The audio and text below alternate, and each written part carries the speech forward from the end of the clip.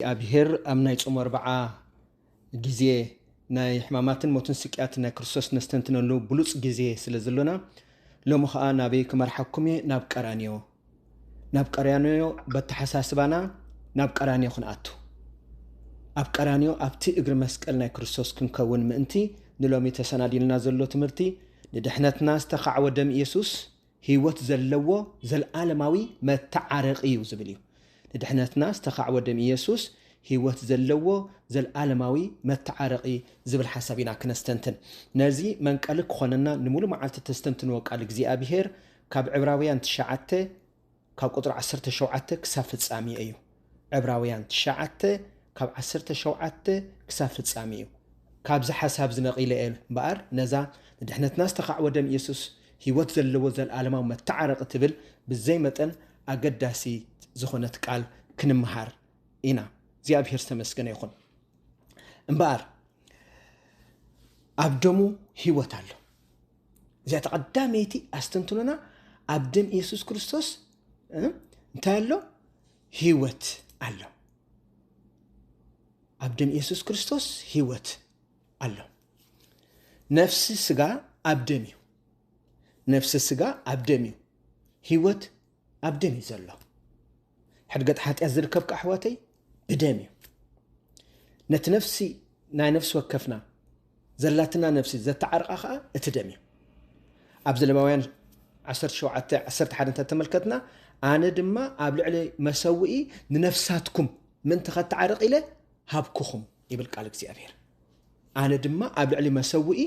ንነፍሳትኩም ምንቲ ከተዓርቕ ቢለ ሃብኩኹም። እዚ እንታይ ዝርዳእና? እቲ ሮሚ ኣብ ምዕራፍ 6:23 ዝበሎ እዩ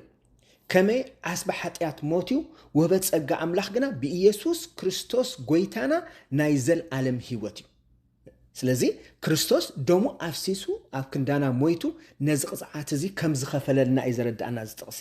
ስለዚ ኣብ ደሙ ወትሪ ግዜ ህይወት ኣሎ። ኣብ ደሙ ህይወት ኣሎ ክንብል ከለና ሓደ ሕቶ ክመፃና ክእል እዩ። ከመይ ገይረ ዳ እሞ ኣነ ኣብ ደሙ ህይወት እንተ ዳ ኣሎ ኮይኑሲ ካብ ኣምላኽ ሕድገት ሓጢአት ዝቕበል ክንብል ንኽእል ኢና። ድሮ ነገረኩም ከም ዘለኹ ኣብ ቀራንዮ ወይ ኣብ መንበረ ታቦት መስዋዕቲ ዘለዎ ኣብኡ ናተኮርና ኣእምሮና ናብኡ ንቐን እዮም። ቅዱስ መፅሓፍና ኣብ ግብሪ ሃዋርያት ምዕራፍ 13:38-39 እንታይ ይብል? እምበኣርሲ ኣቶም ኣሕዋትና እዚ ንነገረኩም ዘሎና መልእኽቲ ሕድገት ሓጢአት ብኢየሱስ ዝብል ከም ዝኾነ ፍለጡ ይብሉ ሃዋርያት በዓል። ሕድገት ሓጢአት ዝርከብ ብኢየሱስ ክርስቶስ፣ እዚ ከዓ ኣብ ደሙ ህይወት ስለ ዘለዎ ብኡ ኢኹም ሕድገት ሓጢአት እትረኽቡ። ሕድገት ሓጢአት ንምንታይ እዩ ዘድልየና እንተ ዳ ኢልና ኩላትና ካብ ኣምላኽ ሕድገት ሓጢአት ከም ዘድልየና ቅዱስ መፅሓፍ ይነገረና እዩ። ምክንያቱ ኩላትና ሓጢና ኢና፣ ደኺምና ኢና፣ ወዲቕና ኢና፣ ንክርስቶስ ኣብ መስቀል ኣምፂና ኢና። ሮሜ 3:23 እንተረኣና ኩሎም ሓጢኦም ክብሪ ኣምላኽ እውን ስኢኖም ዝብል ነፍሲ ወከፍና ስለ ዝውክል እዩ። ኣብ መጽሓፍ መክብብ 7:20 ተመልከትና እውን ብርግጽ ሰናይ ዝገብር እሞ ዘይሓጥእ ጻድቕ ኣብ ምድሪ የልቦን ይብል። ስለዚ ነፍሲ ወከፍና ሓራ ከም ዘይኮንና ደምና ኢየሱስ ክርስቶስ ከም ዘድልየና ኣብ ደሙ ከዓ ህይወት ከም ዘለዎ መተዓረቂ ምዃኑን ንምፍላጥ እዩ። ቀፂሉን ኣብ ቀዳማይ መልእኽቲ ዮሃንስ 1:8 እንታይ ይብል? ሓጢአት የብልናን እንተበልናን ገዛ ርእስና ኢና ንጥብር ዘለና ሓቂ እውን ኣባና የልቦን። እዚ እንታይ ማለት እዩ? ሓጢአተኛታት ምዃንና ክንእመን ነቲ ኣብ ክርስቶስ ክንረኽቦ ዘለና ናይ ደሙ መተዓረቂ ከዓ ዝያዳ ክንፈልጦ እቲ ምዕራቕ ወይ ሕድገት ሓጢአት ዝበሃል ኣብ ደም ክርስቶስ እሱ ከዓ ኣብቲ ዕፀ መስቀል ቀራንዮ ዝተፈፀመ ምዃኑ ክንፈልጥ እዩ። ዝኾነ ሓጢአት ሓደ መልክዕ ዕልወት ኣንጻር ኣምላኽ እዩ። መዝሙር 51:4 እሱ እዩ ዝብለና ሓደ መልክዕ ዕልወት ኣንጻር ኣምላኽ እዩ። ስለ ዝኾነ ድማ ካብ ኣምላኽ ሕድገት ሓጢአት ብግዲ የድልየና እዩ። ብደሙ ምትዕራቕ ናይ ግዲ የድልየና። ቅዱስ መጽሓፍና ኣብ ካልኣይ ጴጥሮስ 3:9 ጎይታስ ኩሎም ናብ ንስሓ ክበፅሑ እምበር ሓደ እኳ ክጠፍእ ኣይፈቱን ስለ ዝኾነ ይብል። ዘይፈቱ ስለ ዝኾነ ናብ ንስሓ ክንበፅሕ ዳ እምበር ክንጠፍእ ስለ ዘይፈቱ ናይ ግድን ሕድገት ሓጢአት ብደሙ የድልየና እዩ። እግዚኣብሔር ክምሕር ይደሊ እዩ። ስለ ዝኾነ ድማ ኣምላኽ ንዓና ሕድገት ሓጢአት ብክርስቶስ ኣጣጢሑልና ኣሎ። ንሓጢአትና እቲ እንኮን ግቡእን መቕፃዕቲ ሞት እኳ እንተነበረ ክርስቶስ ግን እቲ ሞት ኣብ ክንዳና ሞይቱ ብደሙ ዓሪቁልና። ስለቲ ደሙ ፈሲሱ ስቕ ዝብል ደይኮነ ህይወት ዘለዎን حدقت حتياتن نتوم زقربون زأمنون حتياتنياتات كم زهمومي زردانا بار دم كريستوس زدلينا زبله كله أمالي يذهبنا دم كريستوس زدلينا زبله كله أمالي يهبنا انتهي مالتي دمو فقاد غزي أبهير أمالي يزحزي دمنا يسوس كريستوس فقاد غزي أبهير أبوه أمالي يزحزي حق غزي أبهير كتحاسن كله حواتين حاتين مقصعتس لزختل دم كريستوس نايز مقصعتس عدا خفيلو لنا حتيات مالتك بفقادك حق مفراس مالت سلازخونه قدما يوحنس 3:4 نرخبو يزي دم كريستوس امبار كابتي حق ناي متحاز زخونه مقصعت موت يحلولنا يكلاخللنا ات بحاتياتنا زمصانايو موت امخا نا مقصعت موت زمصانا كنت كريستوس يكلاخللنا يحلولنا እግዚአብሔር ካ ነቶም ልዳቶም ደም ንጹህ ገንሸል ዝቀብኡ ኣብዚ ትልዳት ኣብ ህይወትኩም ኣምጽዎ ንህይወቶም ብደም ትገንሸል ክዕደግ ዝፈቀዱ ማለት እዩ እንታይ ይብላሉ ነቲ ደምሪኤ ክሓልፈኩም እየ ዘጻት 12:13 ኣይክትንክፈኩም እየ ማለት እዩ ስለዚ ኣብቲ ናይ ብሉይ ኪዳን ህዝቢ እስራኤል እግዚአብሔር ክቀጽዕ ኢሉ ምስ መጸን ፈርዖናውያን ክቀጽዕ ኢሉ ምስ መጸ ልዳቶም ምልክት ክገብሩሉ ነጊሮም ደም ዘሎ ምልክት ካ ትመላኺ ሰግሮ ነበረ لما እግዚአብሔር ዓና ታይብለና ኣሎ እቶም ኣብ መስቀል ደመይ ከፍስስ ወይ ኣብቲ ዕፀ መስቀል ወይ ኣብቲ መንበረ ታቦት ብጸሎት ምሳይ ዘለኹም ንህይወትኩም ብደመይ ንጹሓን ክትኮኑ ነቲ ኣነ ገንሸል ኮይኑ ዝቐብኣኩም ዘለኹ ወይ ከብኡስ ተቐብኣኩም እንተደኣሊኹም ኮይንኩም ነቲ ደምሪኤ ኣነ ክሓልፈኩም እየ እምበር ኣይቀጽዓኩም ምክንያቱ ኣባይ ህይወት ተወኪልኩም ስለ ዘለኹም እዚ ብጥያም ዘይ መጠን ኣብ ጾም 40 أقداسي نتبي حواتي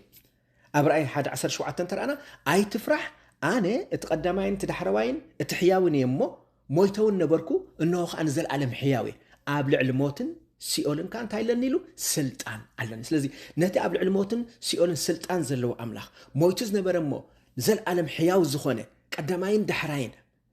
ألفان أوميغان زخونه أملاخ كيف رحنا أبتعز أمسكالو أبت أجر مسكلو أقويتاي أجر خان استدفأت نفسي ذكرنا خن بالكلنا أتي كاب أزفسس دم أب هيوتنا أبزنت أبلو أبز تحسبنا له أبز سأرنا له حدقت حاتيات أماليو كرسوس كم ذهبنا كنفلت يدلي أميكياس شوعات 10 شمون تخان إذا صعب قال نركب أجزي أبير أبسات تحدك بدل توم صرف رستو زخون هزب زحلف كما خزب الأملاخ يلبر نعانا ختمحر بهس لزبلكا قلت عاخا نحوارو أي تصنحني مليسكا كترحر حالنا نأبسانا أبتعت إقرخا كترقصو نخل حاتياتنا نمعمو بحري كدربية إيخا يبل مكياس شوعات 10 شمد 10 عزنتا يزردانا زي أبير حجون تقونا محروت نزال عالم تصدقو نولد ولدو 5 نبري زردانا انبار دم يسوس فقالك زي أبير أعمالي إذا حازخن بالكلا بتخال مالكوخا مسك زي أبير زنبرنا حبرتي ملسلنا بحاتياتنا زدفعنايو بدخمنتنا زدفعنايو كاب غزي أبيرن كاب قانون كاب مستيراتون كوبليلنا زنبرنا له زمن نحسب ما ازي حدقت حتى زهوبنا يكون جنا يسوس دمو مسفسسلنا مخان فقاد غزي أبير أبو أماليو زحاز الدم سلازخونه مس غزي أبير زنبرنا حبرت بكريستوس دمينا نملسو اسك بقى الأملاخ نهبتمو رومي 5:8 جنا خن احنا جنا حاتان كلنا كريستوس هاب كندانا موته حاتان كلنا كريستوس هاب كندانا موته امبار حجي بدمو زي صدقنا كاب كنا كابت قطعودا باو خندي ازينا زينتح بار حجي بدمو صدقنا لنا بدمو دحنا لنا بدمو حلقت حاتيات رخيبنا لنا سلازي كابت قطعني املاخ دحيروخ مص زلوا نتوم زي امنو زنصقبو شمخ صوعو زيدليو انصارو زلعلو خلاتهم زمص قطعاوي فرد املاخ كندي ازينا زينتح مخنياتو نحنا كريستوس حاتان انكلنا اب كندانا مويتو يو بدمخا اصدقنا يبل حواري باولوس ابرمي شمونته اتخلاي نعانا از دم يسوس زي اتفقاد غزي ابير امال از حاز دم يسوس نعانا تبجينا كم جيرنا نرغاغصو افيسون 1:7 كبارنت حاتيات تمليسنا اينا يبل حواري باولوس باو مالت بتحاده ودو يسوس كريستوس بدمو دحنت كم تهاب تصقاوخا حدقت حاتيات علونا كبارنت حراوصينا اينا اوكي صبق بتحاده ودو ناي مدحان حيل زلو يسوس كريستوس بدمو دحنت كاب تهاب تصقاوخا حدقت حاتيات رخيبنا سلاز بملئات كم استوهبنا كريستوس بملئات كم زخبرنا اينا نفلط دمو حواتين حاتين ندك أسب سناي تجبار كأي جبري أتدم يسوع كريستوس هو زلوا الدم ندك أسب سناي تجبار يجبري بقى أبزق قديمنا خريات أن إحنا تقصي بكريستوس مالت بدمو دحنت كم تهاب تتسقى حد قد حتى يعطوا لنا زبولة حواري باولوس أب إفيسون حدا شوعته كريستوس بدمو 5 بالجونا إذا ردانا سلازي إتي بدم كريستوس محرة رخيبنا مخنا كسمع عنا اللو محرة حد قد حتياتن كابت دم كريستوس كابت كرانيو زفاسس دم كم زمت سمو لنفس وقفنا 5 بالجو كنردا يدلي سلازي يقريتان محرة رخيبنا خنبل كلنا كساب ذا ساعات زي أزجبرنا يو حتى يزبله كله ترسع لنا مالتي يقرأ مالت حواتين حاتين سرح أجزي أبير زي قريتها زغا أجزي أبير ني حاتياتنا زخري كوا خمزي ذكروخ نفلت علينا أب حاتياتنا خد صابات أب زنبر أملاخ يكون كم زحلفون زستنتنا يو أنا بموت حاتياتنا بهزب لنا أملاخ يكون كون كاب كقدس كمحري زقدم يزبل سلازيتي مسارتها ونجر نأمنتنا تدموخ نبلن كلنا أب كرانيز فسس دم يكون اتمعت أب قداسي النرئيو بمستيراو من قدي بدم زين كعمس وقتي نهيوتنا زبارخ تلو يسوس كريستوس نايتي كلن تنانا أو إن اللي وتقلو هيوت مخانو كرد عنا اللوا زي عبيرنا حتياتنا كبانا وسيدو بتحيال زي العالم وزخنا قل سمو ندحري الدربي وي نحنا خندربيين خلينا نحتيات ندحريت أملاحكين بتحيال قل سمو دربي وي سلازخا حتيات كساب زي العالم كبانا بنينو توجنا بمن بكريستوس كم زين برخا أكونه نزب متاكنا رجاء تصلوا خل مزمور 10 تخرج نخلينا مزمور 110 سلستن 200 سلستن كرن نخلينا لازم مزمور 10 تخلتن مزمور 200 سلستن تدارينا انتايبل معراب مبرق كم معراب كم زرحقو كمون أبسانا كبانا رح قلنا مبرق معرابن كلت تجافاتهم لك كأجزاء أبيه نتأبسانا كم جيرو أرحق وخم زي رخب جيرو بمن بدم نايت حدا فقر ودو يسوع كريستوس يزمنا نازله بدم كريستوس مبارح حواتين إحنا نزحنا ونينا يوحنس حدا شوعته تايبل أو قدم من الأخت يوحنس معرف حدا شوعته دم يسوع كريستوس ودو ككل حياتنا ينصحنا أيوه من صح انتهى مالتي نزم من صح كردو أنت أخينا زلباويان معرف 14 خن من لسالنا إذا من صح زي نحجي زلنا يكون تزفت سمنا تجباريو اتناي دم يسوع كريستوس بدم كريستوس نزحنا خن ملكلنا نزح حجي زلنا يكون تزفت سمنا تجباريو اتقال انتايبل اتكهن كا ناوصايتي سفر يوصا كابونه تعنጨይቲ قيدروس يوسد مو ابدم اتا لعلي اتفلفال ماي اتحردت عف يطلقو اب لعلتي كاب لمط زنصح كا 7 شعين صقلمو نصح مخانو ينجر دحر دما ناف سفر يتو اتزنصح كهن دما نت زنصح سبن نز نغرزن اب قدم እግዚአብሔር اب اف دغ ات እግዚአብሔር ዝርከበሉ ድንኳን مرخب إلنا نسوعه يقوم اتكهن دما كابت دم مسوات بدل يوسد يبل زنت ايزرد أنا እግዚአብሔር كم يجيرو بملكتات زتقومو زنبره ابولي كيدان اب حدش كيدان كريستوس ام مسقل مسترخبمو اتما بغير مسقل كريستوس كوينوم نحدقت حطياتهم زلمونو كابتي مسقل زمص دم ناي منصح كونتات كم زلوو يردأنا اتكهن نتزنصح حساب ابي ماي أباي مانيتي مسقور إزنون أب عبايتو يمانيتي إدون أب عبايتو يمانيتي أورين يلكيو زين تعملتي بكلن تنا ملكاي مالتيو كلن تنانا كنلكاي كلن تنانا خنقبعد لينا مخنيات تدم كرسوس برئسينا مسنت أبي نخلن تنانا سلازن صح مالس لازي أبز ملكتي الوزلو اتا أكلات كلك زلو أبولي كيدان زنبرأي كابوك وسيدنا كودان حنا زي تقبعاتنا حومان كنقبق كلنا جنبار أداون أقارن لبنينا نقبق أوكي أب علمتي أب كندي بدل زسواء جنشل استلع كدما اتكهن كابتي إيدو استرف زيتي نابر استيتي زنصح يقبره كاب زي أبي دقما حتى يتكركبولي سلازي اتدم نايت جنشل مستخعوه اتنحد قد حتى يلو أبولي كدان زغرم نبره كابو استرف زيتي نابر استي كنتصح زقبو حد قد حتى يتكركب زقبو يقبره كاب زي أبي دقما حتى ني حتياتو حد قد كركبي بالابز لوابان 14 13 شمونت اذا قال زنتا يزرد أنا أب حدش كدان نحنا اون بنسحة نبقى كريستوس كنقرب انكلنا بزيت حاجوس قبيو እግዚአብሔር حدقت حاتيات بدم ود يسوع كريستوس كم زهبنا كندا يدلي امبار يسوع مبجاو ارينا انت عانت مبجاو يارينا يسوع نعنا زغبا مقصعات بمسكام حواتي ام مسقل بجانا مويتي املاخ سلازخونه دما موت يسوع نملع عالم حدقت حاتيات امصيو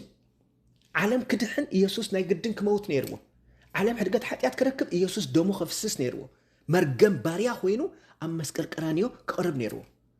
ስለዚ ኢየሱስ ምንት ሓጢኣትና በጃ ኾነ ምንት ሓጢኣት ኩሉ ዓለም ደኣምበር ምንት ሓጢኣትና ጥራሕካ ኣይኮነን ይብል ኣብ ቀዳማይ መልእኽቲ ዮሃንስ 2:2 ንዓና ጥራሕ ኣይኮነን ሞይትልና ንመላእ ዓለም ንዝኣምንዎን ዘይኣምንዎን ዝቕበልዎን ዘይተቐበልዎን ዝተረድእዎን ዘይተረድእዎን ብዘየገድስ ናይ ኩሉ